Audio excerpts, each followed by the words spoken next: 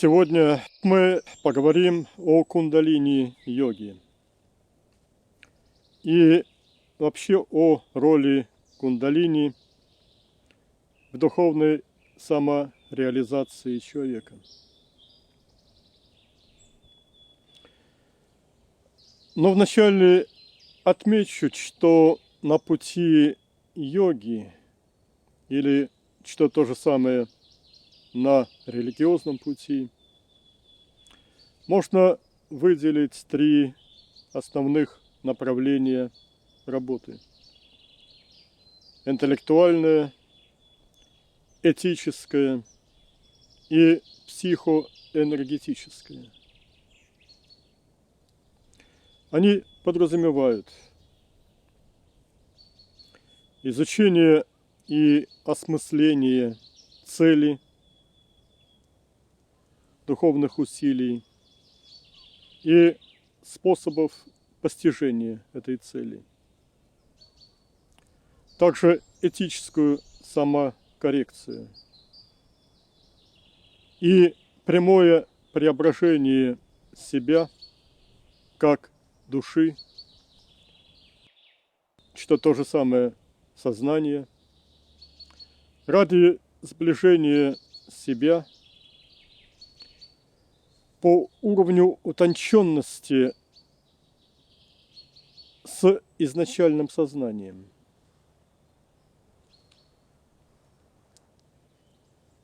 Ведь изначальное сознание – это есть наитончайшая часть Абсолюта.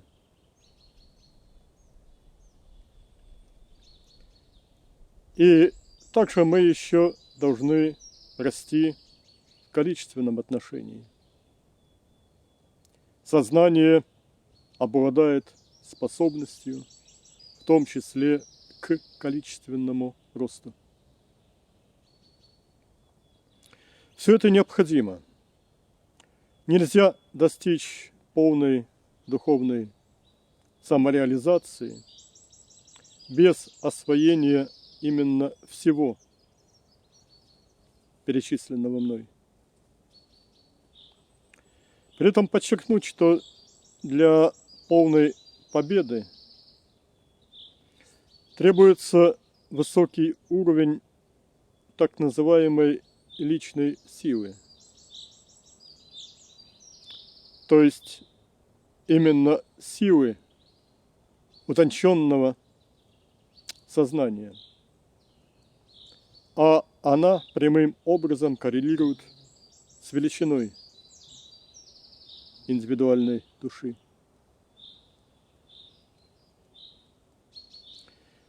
Ну и плюс еще должно быть развито умение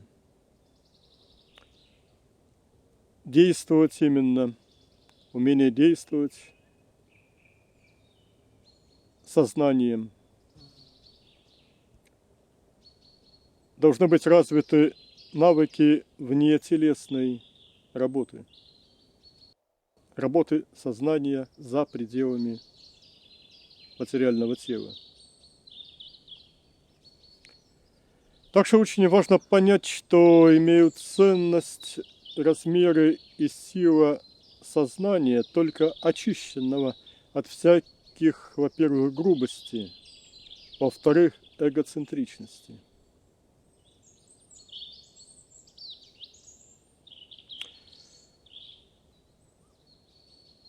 Мы уже много говорили и в наших беседах, и в книгах, что удел людей грубых, обладающих насильственностью, агрессивностью, живущих в состоянии раздраженности, это ад. А ад – это помойка Абсолюта, помойка вселенского эволюционного процесса. Что же касается эгоцентризма, то люди, обладающие эгоцентризмом, не смогут влиться в Творца.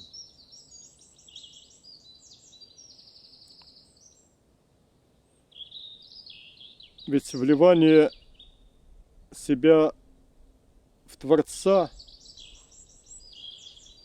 оно подразумевает растворение в нем.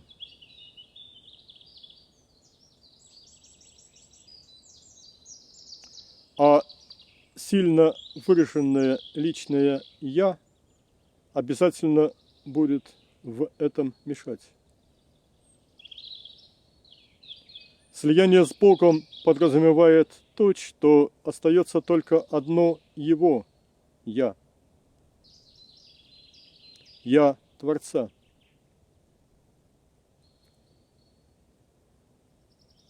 А второе, маленькое, но раздутое, личное «я» человека, оно не позволит это сделать.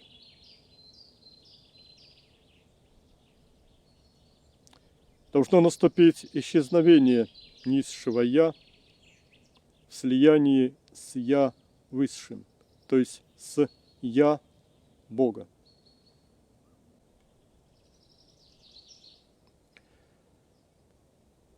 Одним из важнейших правил для успешного продвижения по духовному пути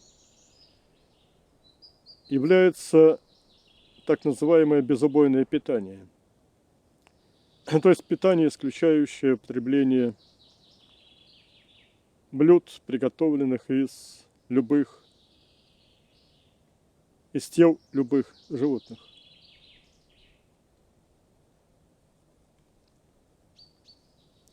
Причем делаться это должно по именно этическим мотивам. Из сострадания, а не из мотивов корыстных, типа того, что это, мол, повредит моему здоровью или духовному продвижению.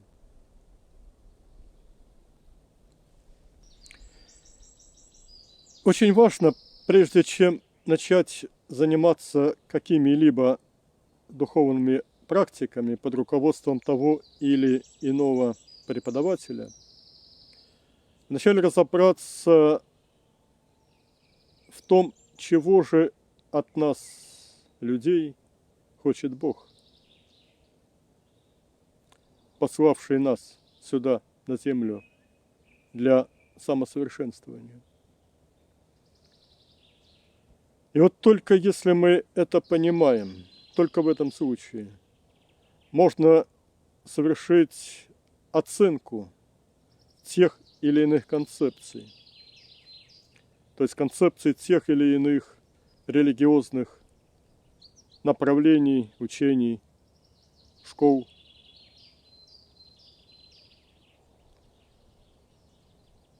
И это даст гарантию, если мы умеем в этом разбираться, это даст гарантию того, что мы не влипнем в деятельность каких-то псевдодуховных школ, сект,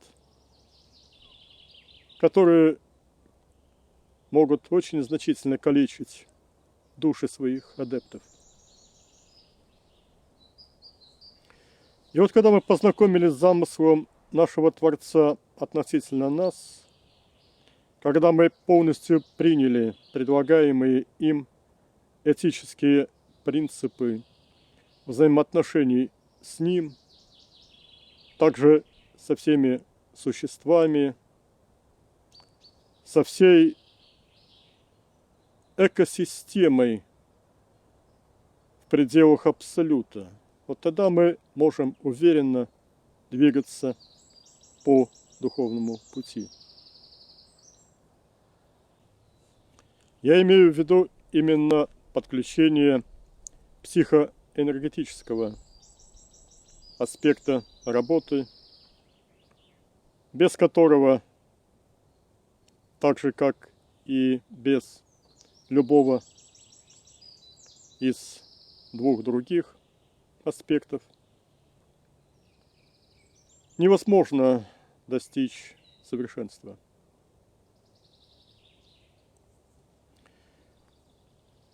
Работа по этому энергетическому компоненту развития, начинается с очищения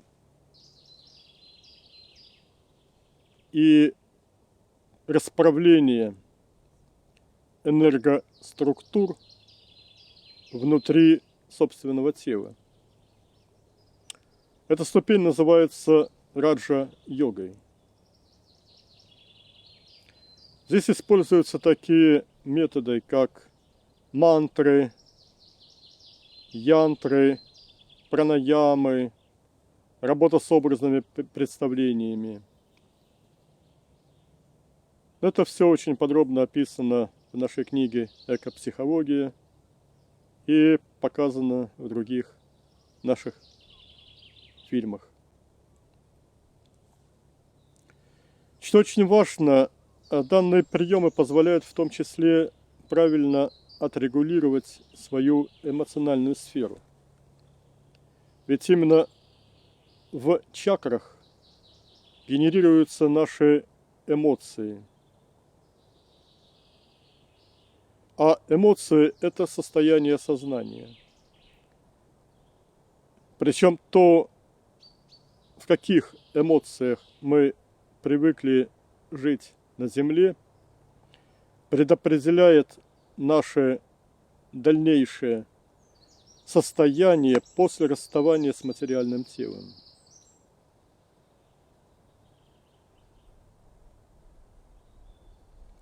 Так, привычка к грубым эмоциям предопределяет нас к аду,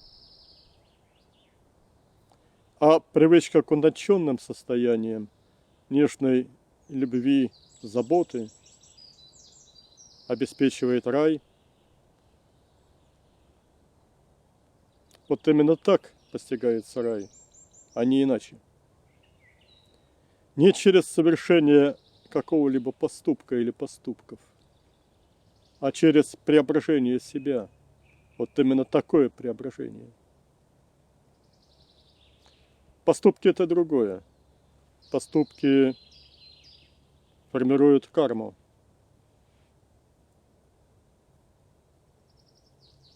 Также. Но рай или ад обеспечивают нам именно те эмоции, к которым мы приучили себя при жизни в теле. Обращу внимание, что ведь этому аспекту уделял огромное внимание Иисус. И это все записано в Новом Завете.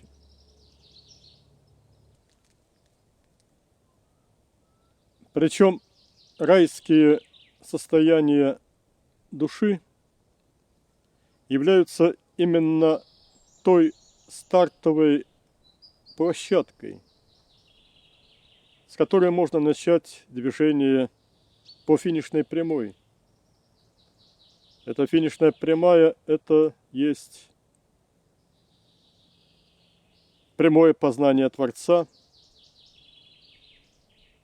и процесс слияния с Ним, следующий за этим. Что еще очень важно знать, это то, что дальнейшие шаги в развитии себя, как сознания,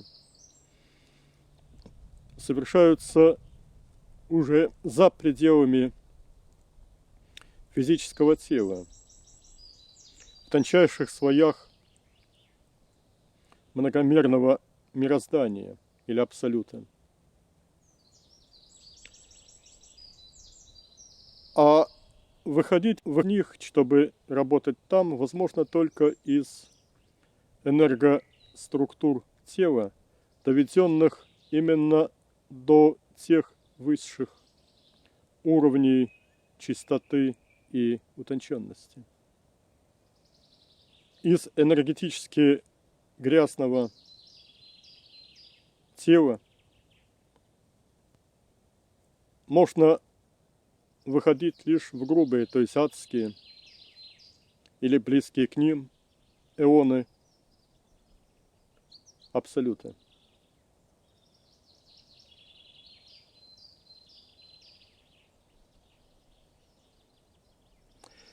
И вот после того, как чакры и основные меридианы вычищены и расправлены в пределах тела, а также освоено устойчивое пребывание в чакре Анахати, можно приступить к работе в рамках заключительного большого этапа пути, то есть будхи-йоги. Будхи-йога – это развитие себя как сознания души в масштабах, несравненно превышающих размеры физического тела.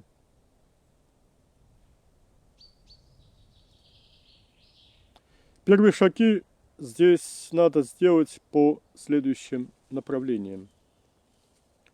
Первое – это развитие себя в качестве духовного сердца. Подчеркнуть, что напрямую познавать Бога мы можем не иначе, как огромным и утонченным духовным сердцем. Другой возможности не существует. Второе. Требуется создание Дхармакайи.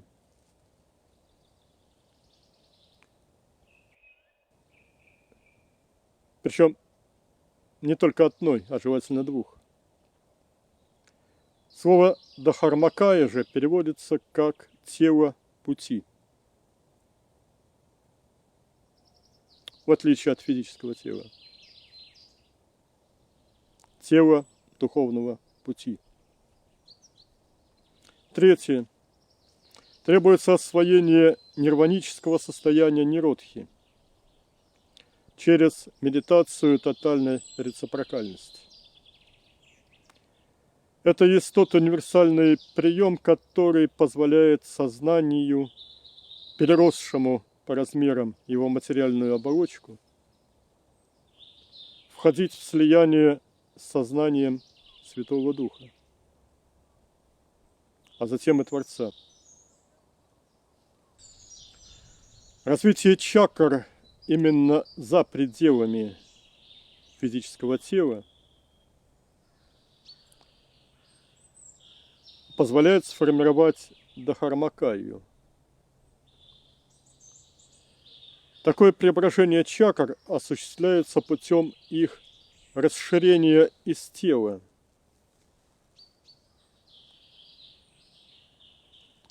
Все тех же 7 чакр.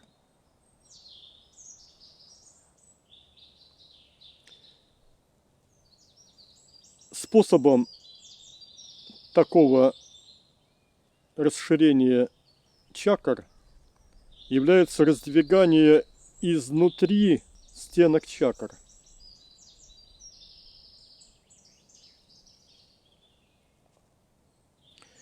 Дхармакая выстраивается в виде столба взаимосвязанных чакр. Из них 4 верхние частично остаются в теле, а 3 нижние продлевают этот столб назад вниз относительно тела. Но делается это в принципиально ином масштабе.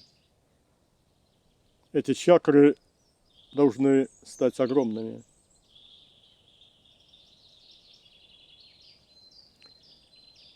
И вот развитая Дхармакая, развитая именно таким образом, представляет собой структуру размером во много километров.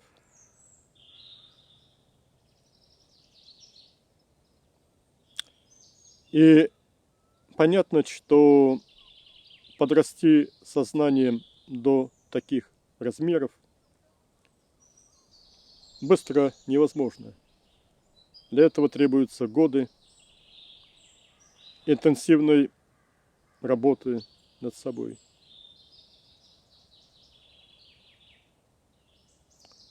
Более того, желательно каждому создать не одну, а две Дхармакаи, правую и левую.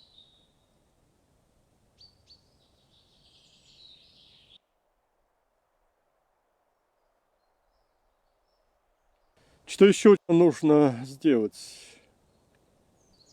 Надо оказаться развитым духовным сердцем, с активно функционирующими руками сознания,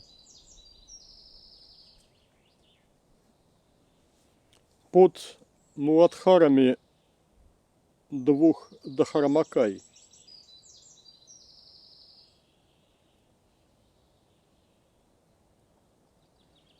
И тогда вот простейшие действия приводят к тому, что мы открываем таким образом себе возможность восприятия изначального сознания не где-то вдалеке от тела, а прямо здесь, где тело, внутри тела. Это обеспечивает нам наиболее выгодную позицию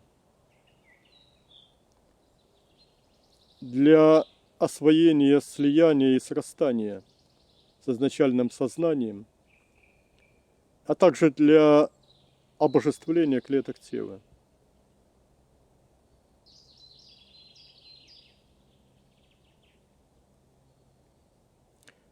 А вслед за этим уже легко последует освоение таких медитаций, как храм, два храма,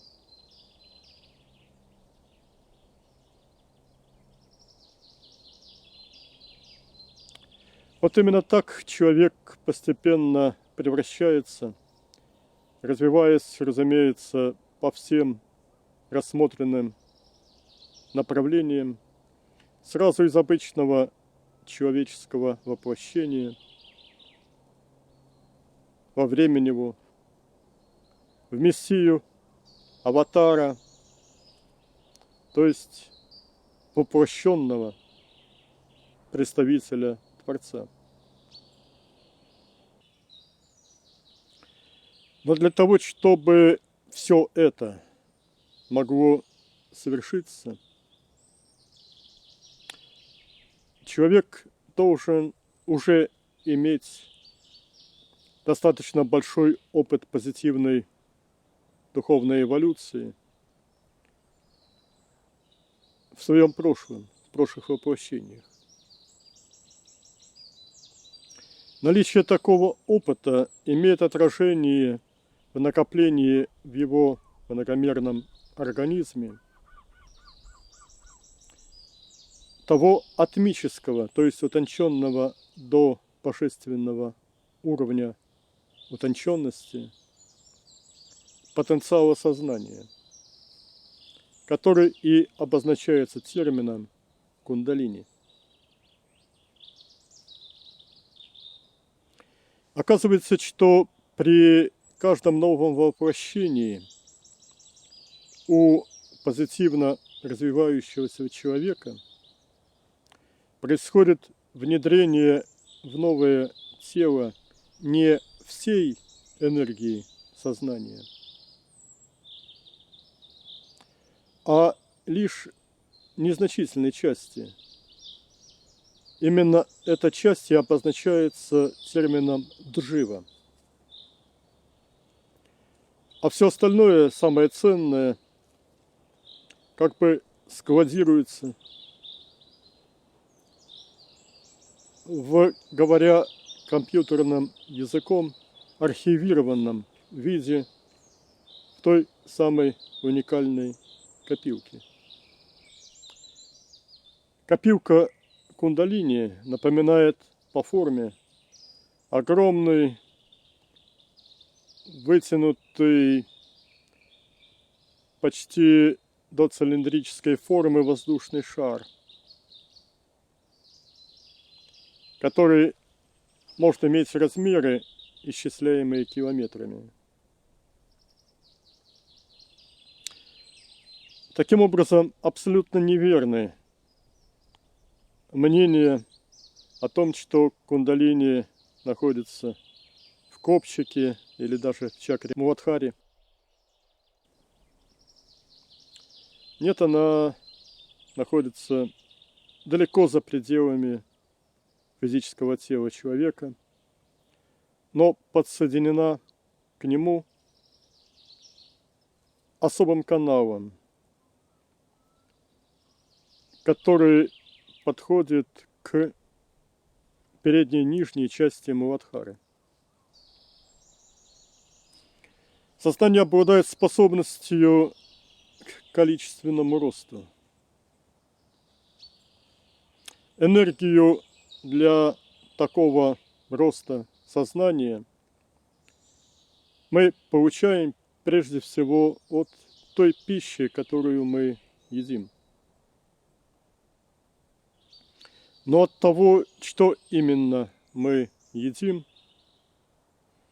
а также от эмоциональных состояний, в которых мы приучили себя пребывать,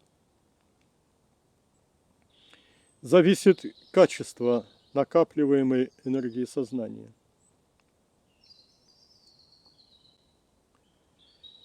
В частности, от убойной пищи мы получаем самые грубые энергии для роста сознания, а от вегетарианской самые тонкие.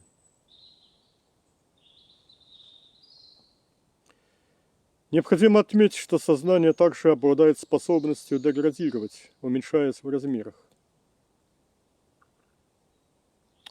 Это происходит при затяжных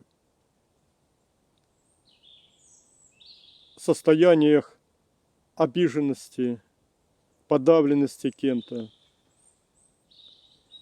ощущения безысходности, ну и при тому подобных, так сказать, плачевных, забитых состояниях сознания.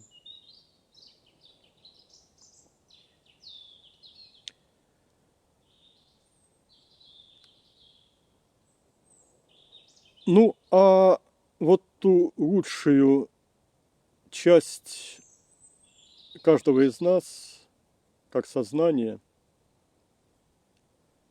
которое образуется при испытывании нами тончайших эмоций любви, нежности и тому подобных состояниях, в том числе сексуально окрашенной нежности.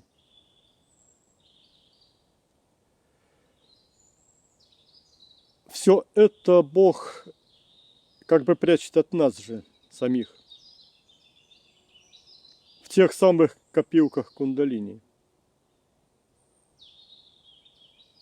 чтобы мы эту ценнейшую энергию не растратили впустую.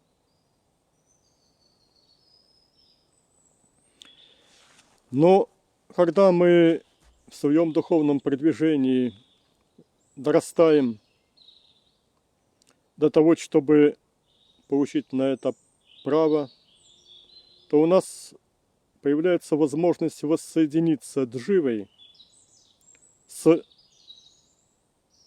собственной же кундалини. Для этого кундалини должна быть разархивирована.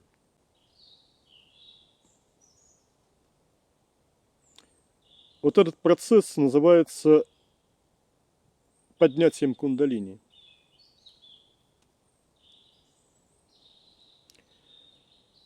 Такая работа с кундалини совершается за несколько этапов. Вначале вся копилка кундалини должна быть приближена и присоединена к телу через чакру Муладхару. Причем сделать самостоятельно это нельзя. Это может сделать духовный мастер, божественный учитель. Затем адепт, лежа на спине с открытыми глазами в светлое время суток, желательно утром, когда больше сил, усталость не доминирует. Адепт вводит руку сознания через Муладхару в копилку кундалини. И там он пробуждает ее.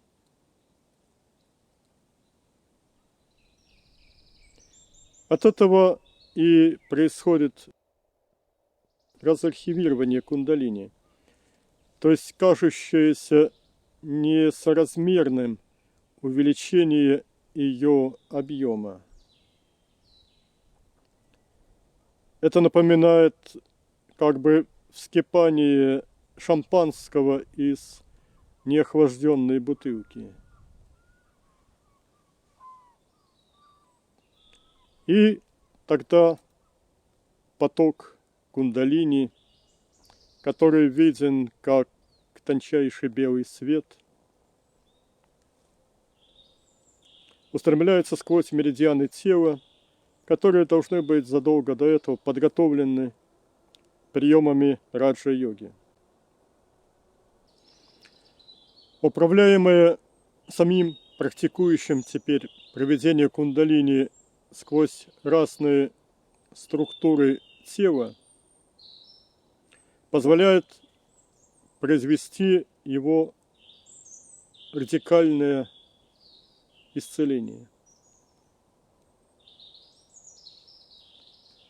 И вот, пройдя сквозь тело насквозь и излившись из чакры теперь сахасрары, головной чакры верхней, кундалини скапливается за головой лежащего тела. Это тоже значимый момент работы, поскольку он позволяет практикующему легко входить в сформировавшееся облако кундалини и отождествляться с ним.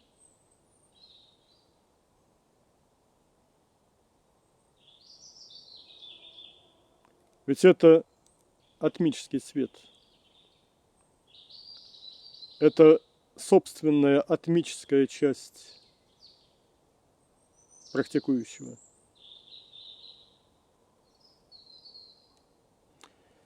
Такая работа длится несколько дней, пока не иссякнет весь запас кундалини.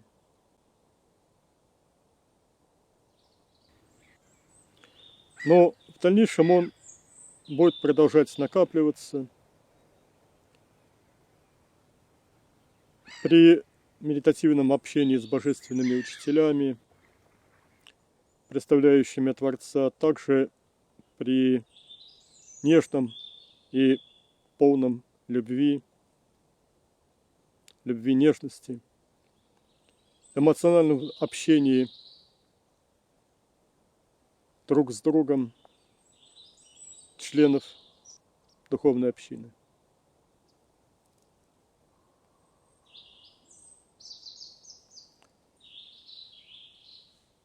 Ну и повторю,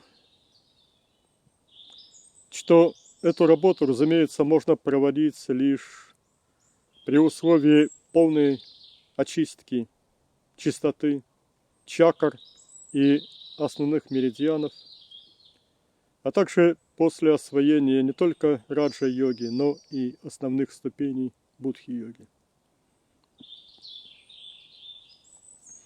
В том числе надо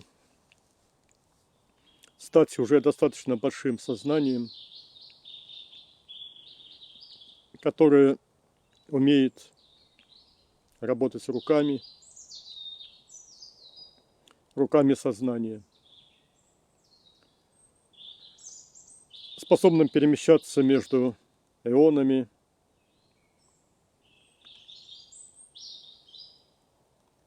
именно это позволяет ощутить, найти собственную кундалини, воздействовать на нее и затем сливаться с ней.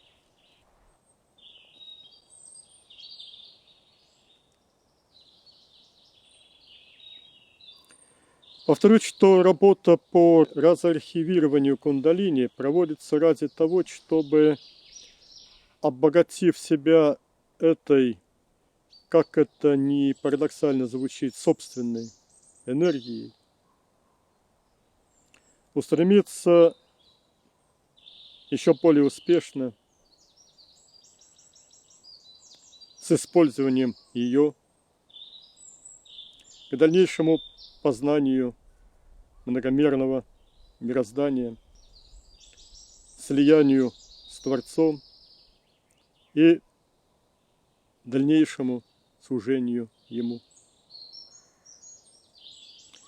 Ну а те, у кого кундалини пока еще не накоплено, они теперь знают, как ее накапливать, не правда ли?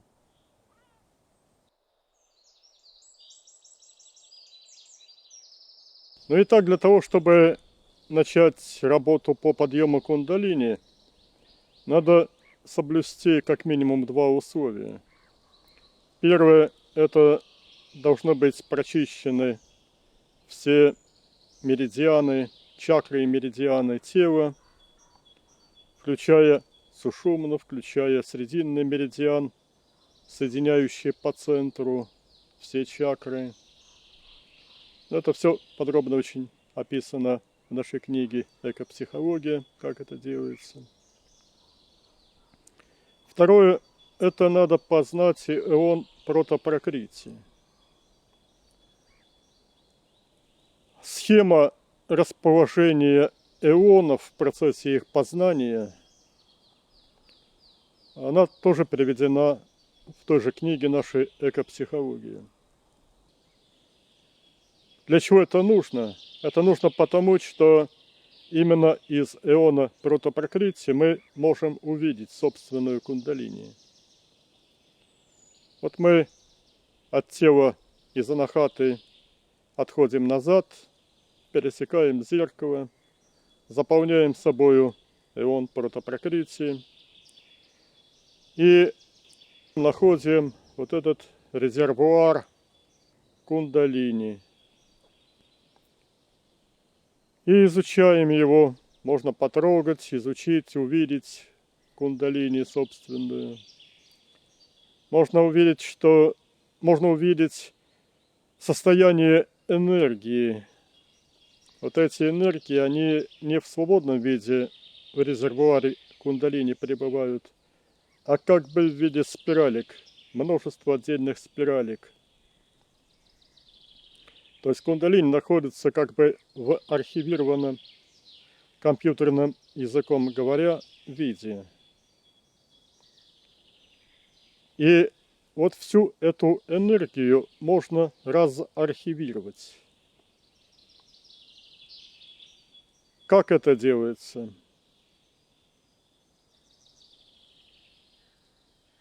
Вот имеет мне смысл лечь телом на коврик, на землю или нет? Давайте не буду класть.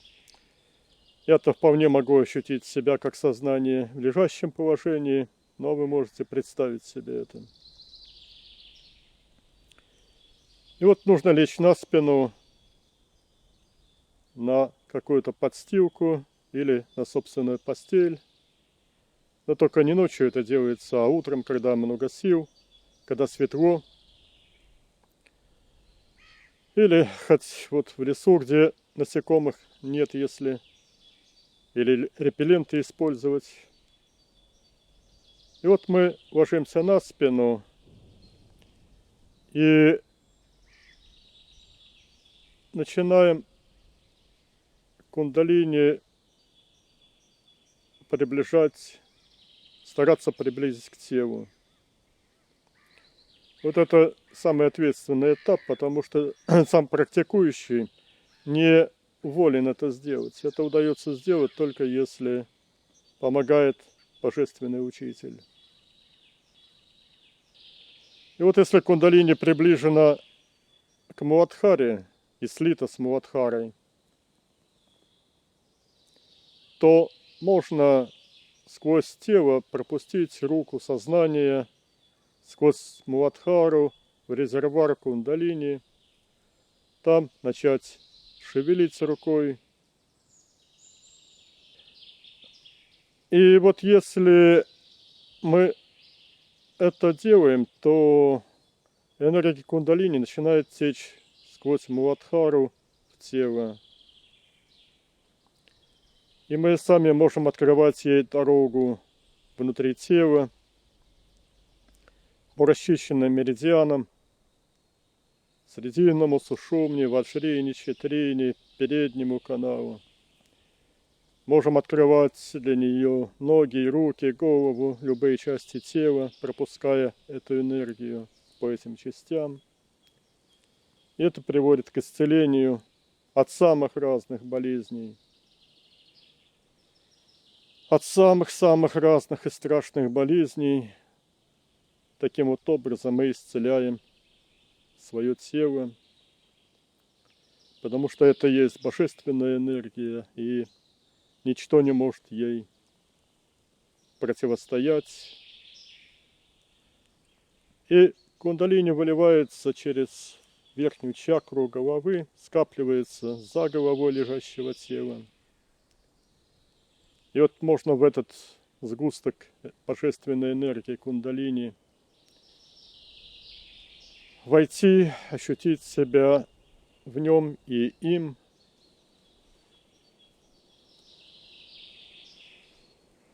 А потом этот сгусток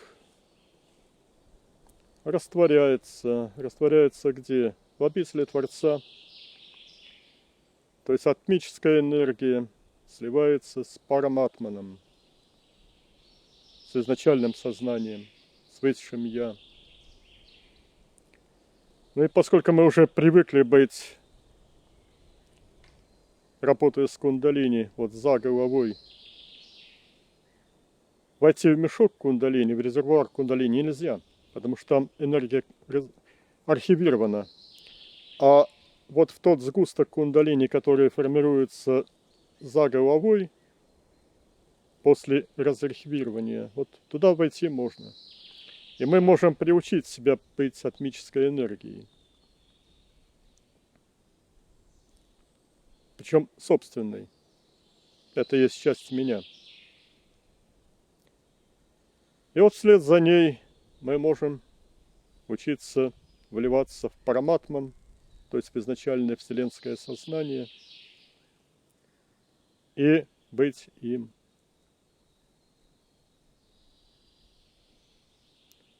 Ну вот такова суть кундалини-йоги.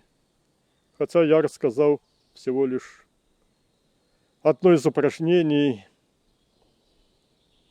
но чтобы всю целостность методологии познать, вот смотрите другие наши фильмы, читайте книги и, несомненно, работайте над собой по всем этим методикам, но только начиная с самого начала, ни в коем случае не с середины и тем более не с конца.